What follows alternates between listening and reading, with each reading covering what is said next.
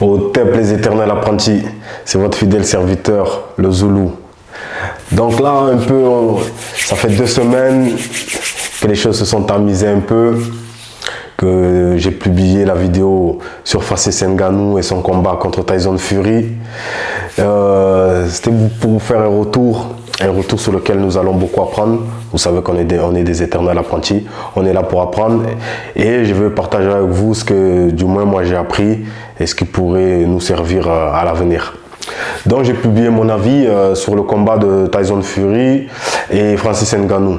Donc pour moi, comme je vous ai dit, si vous avez vu ma vidéo précédente, j'ai dit que c'était une supercherie ou du moins c'était une comédie. Parce que moi j'y croyais pas trop à la véracité de leur engagement sur ce combat. Donc j'ai donné mon avis. Donc pour moi c'était ma lecture et c'était une lecture comme une autre.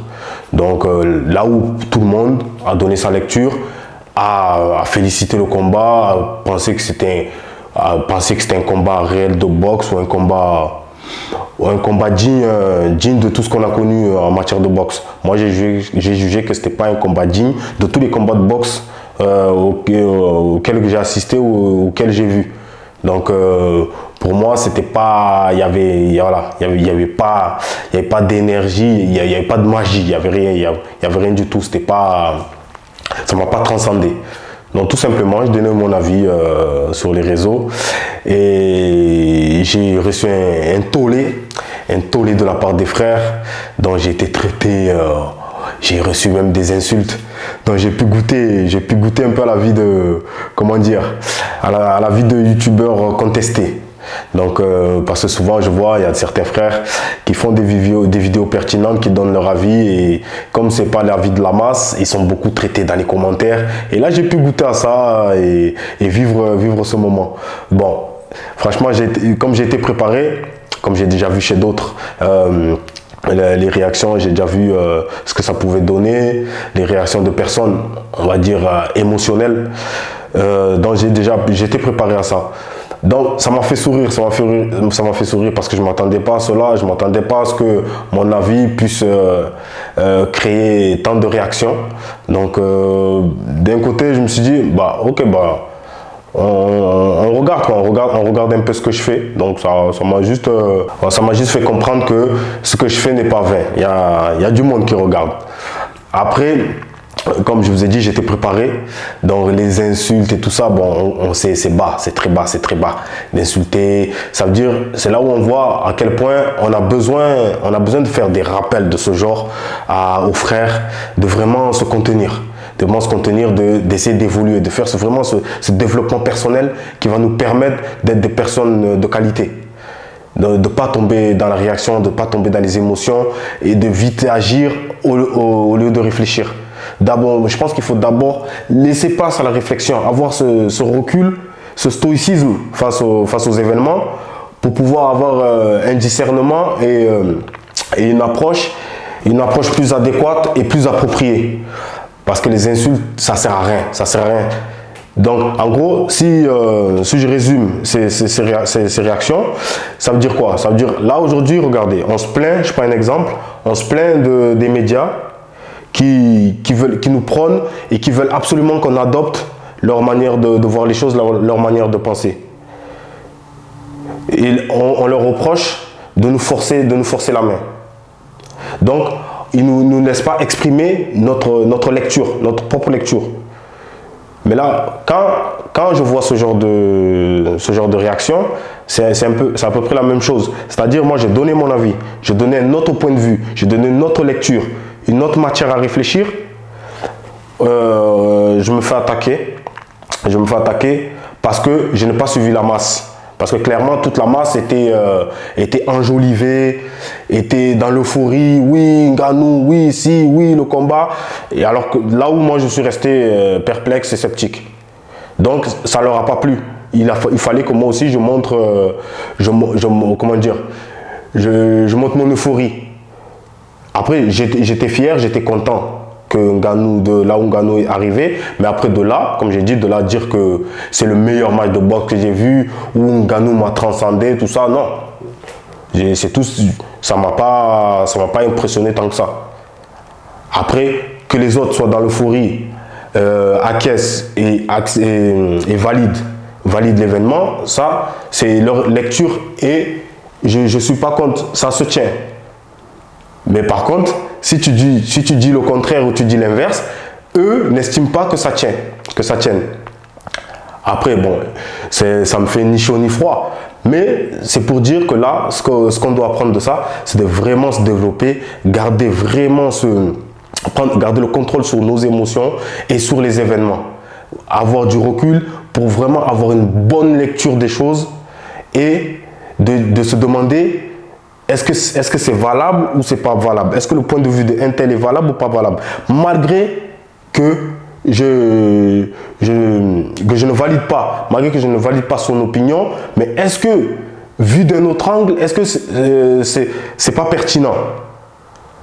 Si c'est pertinent, on lui accorde le fait qu'il pense ainsi. Et s'il pense ainsi, c'est que c'est une probabilité. C'est que c'est une probabilité et c'est que c'est une autre manière aussi de penser. C'est pas parce que nous, on ne valide pas que c'est faux. Mais on doit tolérer. Il faut être dans la tolérance de chaque point de vue. Et ça ne nous empêche pas d'avancer dans nos vies, ça n'empêche à rien. Ça n'empêche à rien qu'on est toujours content ou qu'on est toujours convaincu par notre point de vue, ça n'empêche rien. Mais de rester dans la tolérance et dans le calme. Sans proférer des insultes, ça ne sert à rien du tout, ça ne sert à rien. C'est juste à montrer notre bassesse. Donc, nous, les éternels apprentis, on est au-dessus de ça. On s'instruit pour grandir, pour devenir des grands hommes de jour en jour, chaque jour que Dieu fait. Donc, restons concentrés. Donc, aujourd'hui, la leçon à prendre, c'est de vraiment prendre du recul sur les événements avant de se prononcer, avant de proférer des insultes, donc qui est loin d'être une solution. Donc, c'est pour ça qu'il faut aiguiser son argumentation, aiguiser sa culture générale pour avoir un échange, pas aller dans l'échange plutôt que de se hâter à tirer des conclusions et des conclusions qui sont d'aucune richesse, si ce n'est à se réduire à des insultes. Et pour ajouter, moi aussi j'étais victime de la hâte, j'étais victime de la réaction hâtive. Récemment, dans une vidéo que j'avais publiée sur Fernand Lopez et par rapport à Jordan et par rapport à, on va dire, la mise en scène qui a été faite par Cédric Doumbé, on a vu la vidéo, on a tous cru que voilà, Fernand Lopez jouait le jeu de Cédric Doumbé, bon, et de là, moi je me suis insurgé et j'ai fait une vidéo. Voilà, pour dénoncer l'attitude de Fernand Lopez envers Jordan. Après recherche, j'ai vu que il y avait une grosse supercherie derrière, c'était plus complexe que ça. Donc, de là, je me suis rétracté. Donc, j'ai été victime, dans quel sens? Dans le sens où j'ai réagi trop vite. J'ai réagi trop vite sans faire de recherche derrière pour savoir si la vidéo était vraiment pertinente ou si c'était vrai tout ce qu'on voit. Comme je vous ai dit, on peut tout truquer maintenant. Les vidéos, les photos, tout, les paroles, les audios, tout peut être truqué, tout peut être trafiqué. Donc il faut vraiment chercher la véracité, vraiment être minutieux, vraiment être exigeant dans les recherches avant de donner son avis et avant de proférer des allégations. Donc moi j'ai été victime de ça récemment. Donc aujourd'hui je me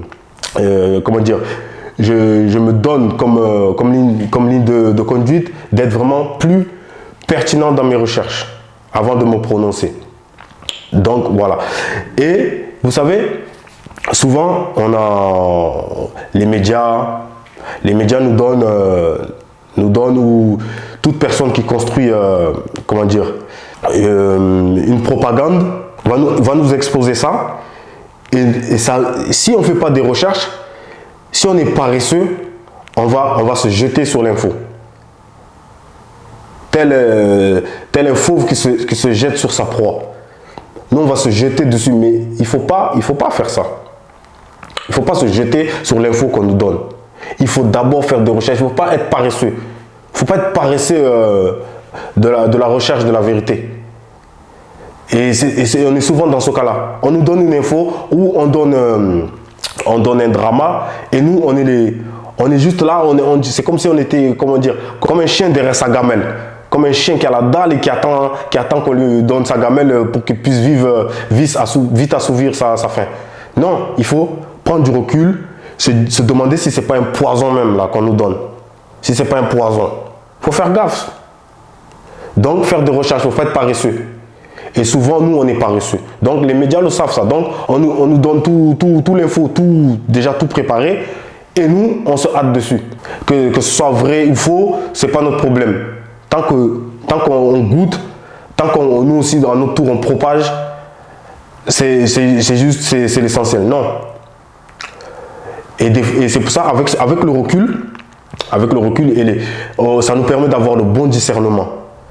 Avec des bonnes recherches, par-ci, par-là, à gauche, à droite, même par rapport à plusieurs avis, ça peut nous permettre aussi de faire les liens et de faire une synthèse plus juste de la situation. Et il se peut qu'on soit seul à avoir notre point de vue. Notre point de vue, on soit le seul à l'avoir. Mais ce n'est pas parce qu'on est le seul à l'avoir qu'il faut qu'on nous insulte, mais qu'il faut qu'on se conforme à l'opinion, on va dire, de la masse. Il se peut, c'est pas parce qu'on est tout seul que c'est pas nous qu'on a la vérité. C'est pas parce qu'on est seul que la vérité n'est pas nôtre. Peut-être eux ils sont plusieurs, c'est la masse, mais ils peuvent être dans le faux. Donc c'est pour ça qu'il faut toujours avoir des échanges, argumenter, et peut-être mes arguments vont te convaincre, ou peut-être tes arguments vont me convaincre, et c'est comme ça qu'on avance. C'est pas par des insultes gratuites, ça sert à rien. Et il y a une citation une personne que je suis sur les réseaux, sur Instagram, où son compte s'appelle 100 livres en un jour. 100 livres en un jour, voilà. Et il avait fait dernièrement une citation qui m'avait très bien plu, qui résume bien la situation. On se réconforte avec ceux qui pensent, bon je paraphrase, hein. On se réconforte avec ceux qui pensent pareil que nous, la même chose que nous, mais on apprend plus avec ceux qui nous contredisent. Hein? Donc, on n'apprend plus, on se sent en sécurité, on se sent bien avec ceux qui pensent comme nous, mais on grandit et on avance avec ceux qui nous contredisent. Et ça veut tout dire. En gros, c'est sortir de sa zone de confort. Pourquoi il pense comme ça? Pourquoi? Chercher, argumenter avec lui, changer ou faire des recherches.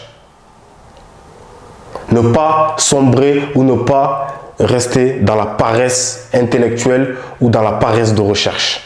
Donc on reste concentré, on est ensemble les éternels apprentis au TEP.